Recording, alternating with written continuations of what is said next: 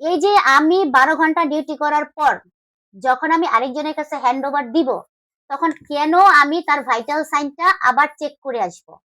একটা কারণে, যে আমি যে তাকে সারাদিন এত যত্ন করলাম, সে আমার কাছে কেমন ছিল, একটা ডকুমেন্টস রাখতে হবে না? পরবর্তী যে আসবে সে যে আমার মতোই যত্ন করছে, বা তার কাছে গেলে যে পেশেন্টটা খারাপ হবে না, তার কি গ্যারান্টি? তার কোনো গ্যারান্টি নাই। এবার আসি, তার কাছে যখন আমার কাছে যখন ডকুমেন্টস থাকবে, তাকে যখন আমি দিব, তাকে তো আমি আমার হ্যান্ড ওভারটা দিব, যে এই যে আমার খাতা, তোমার খাতা কিন্তু তোমার কাছেই থাকবে, তোমার খাতা কিন্তু তার কাছে যাবে না। তখন যে আসবে পরবর্তী নাইটে, তার একটা সই নিব, যে সে চেক দিছে, কোনো কাটাকাটি হবে না, সেখানে একটা সই নিয়ে নিব, নিয়ে এটা আমি আমার কাছে রেখে দিব। আরেকটা হয়, যদি সেখানে আমার কোনো এক্সট্রা খাতা থাকে, যে আমি কেমন দেখে গেলাম 12 ঘন্টায়, সে আসতেছে কেমন দেখে গেলাম, একটা কমন খাতা, সেটাতে সেও লিখলো, আমিও লিখলাম, লেখার পরে আমারটাও থাকলো, তারটাও থাকলো, তখন আর সইয়ের দরকার নেই, এটা আলাদা ডকুমেন্টসই থাকলো, আমাদের দুইজনেরই ডকুমেন্টস। আচ্ছা, এরপরে আসি নাইটে যদি আমি যাই। নাইটে যদি আমি যাই, সে যখন আমাকে হ্যান্ড ওভার দিবে, তখন তার হ্যান্ড ওভার নেবার পরে আমি বলবো, এক্সকিউজ মি আপু বা ভাইয়া, একটু দাঁড়ান, আমি একটু পেশেন্টটাকে দেখে নিই, আপনি যাওয়ার আগে আমি একটু ওনার ভাইটাল সাইনটা চেক করে নিই। যদি আমার ভুল হয়ে থাকে, আমি যদি ভুল দেখি, আমি বলবো না যে আমি ডকুমেন্টস এর জন্য করতেছি, বা আমি বলবো না যে আপনি যে চলে যাচ্ছেন, পেশেন্ট যদি খারাপ হয়ে যায় তারপরে কে দেখবো, এগুলি বলবো না, সেটা সে মন খারাপ করবে, দরকার নাই। বরঞ্চ সে যদি আপোষে, সে যদি খুশি মনে সেখানে থাকে, সেটার ব্যবস্থা করবো, যে আপু একটু দাঁড়ান, আমি একটু দেখিনি, আমার যদি ভুল হয়ে যায় আপনি আমাকে দেখাই দিবেন। এগুলো হচ্ছে নিজেদের কাছে টেকনিক। হুম, তাকে খুশি রাখলাম, পেশেন্টও দেখা হইলো, আমার ডকুমেন্টসও থাকলো, যে সে কি কাজগুলা করছে। কিন্তু এই ক্ষেত্রে কথা আছে, আমাকে জানতে হবে সঠিক ওয়ে, সঠিক কাজ। আমি যদি সঠিক কাজ না জানি, সে যদি সঠিক কাজ করে থাকে, আমি যদি বুং বাং তেরে নামে, শুধু নিয়ম রক্ষার জন্য, যে নিয়ম ম্যাডাম শিখাই দিছে, নিয়ম আমার দেখতে হবে, তার দাঁড় করাইয়া ডকুমেন্টস এর জন্য, আমি তো বিপি দেখতে পারি না, আমি খালি নিয়ম রক্ষার জন্য, আপা দাঁড়ান একটু দেখি আমার যদি ভুল হয়। হ্যাঁ, কিন্তু সেই ক্ষেত্রে অ্যাকুরেটলি আমাকে জানতে হবে কাজটা যেন আমি ঠিক মতো পারি। আমি যদি নিজে কনফিডেন্স না থাকে, নিজে যদি কাজ না পারি, আরেকজনের ভুল আমি কিভাবে ধরবো? ঠিক না? আচ্ছা, সেক্ষেত্রে আমি ভালো করে আগে শিখে নিব, তারপর প্রয়োজন আমার যদি ভুল থাকে, হ্যাঁ আমি স্বীকার করব, যে আপু একটু দাঁড়ান, যদি আমি মনে করি যে আমার ভুল হইতে পারে, আপু একটু দাঁড়ান, আমি ওনার প্রেশারটা একটু দেখি, ভুল আছে কিনা একটু দেখবেন, একটু দেখবেন। এটা হচ্ছে অনুরোধ করে তাকে আমি রাখলাম আমার কাছে। কিন্তু ওই ক্ষেত্রে যে ডকুমেন্টস এর জন্য সেটা আলাদা, ঠিক আছে, কিন্তু সে থাকতে হবে স্ট্যান্ড বাই।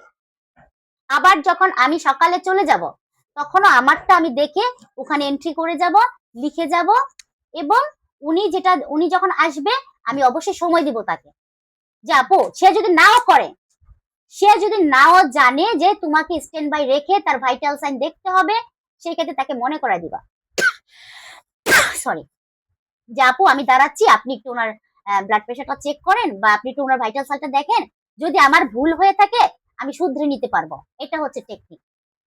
আমার ডকুমেন্টসও আছে, আমি ওনাকে দ্বারা কি হলো, শিক্ষাও গ্রহণ করলাম।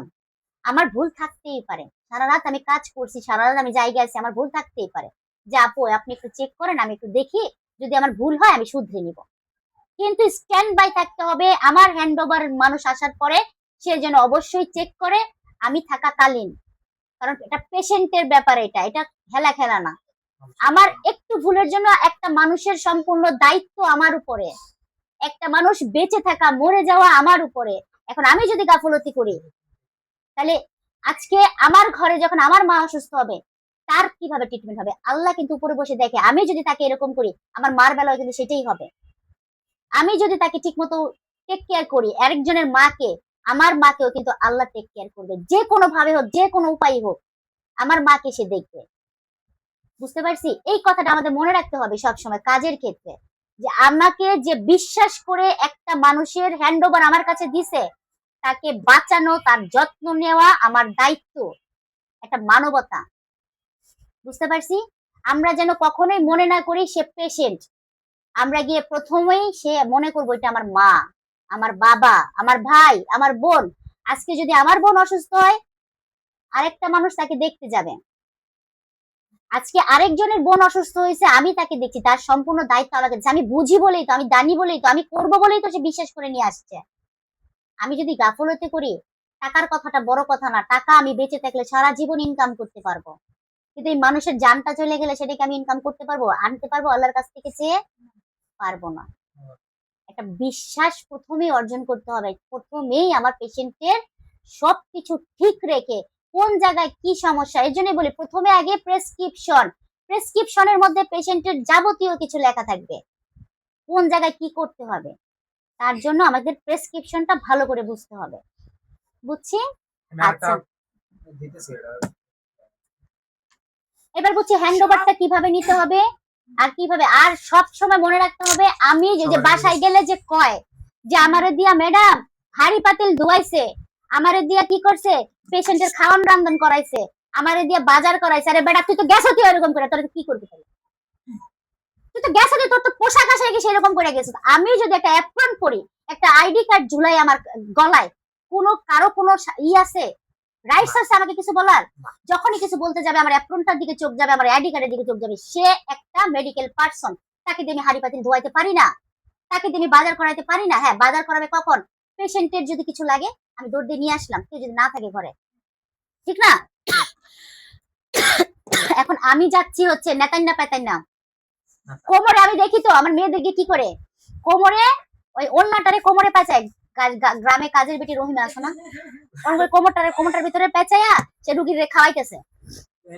তাহলে খাওয়ার পরে তখন কইবো আপা খাওয়ার পরে প্লেটটা একটু ধুইয়া রাখেন, ওর ওই ড্রেস আপ দেখা সত্যি কথা তাই বলবে। আর আমি যদি এখন একটা অ্যাপ্রন থাকে আমার গলায়, সরি শরীরে একটা আইডি কার্ড থাকে আমার ইসে, এবং আমার কথার স্টাইল যদি সুন্দর থাকে, আমি বলছি না আমার পেশেন্ট বিছানা থেকে উঠে আমার চা বানাই দিছে, তার মেয়ে নামাজ পড়তেছে দেখে আমি তাকে বলছি আন্টি কেন উঠে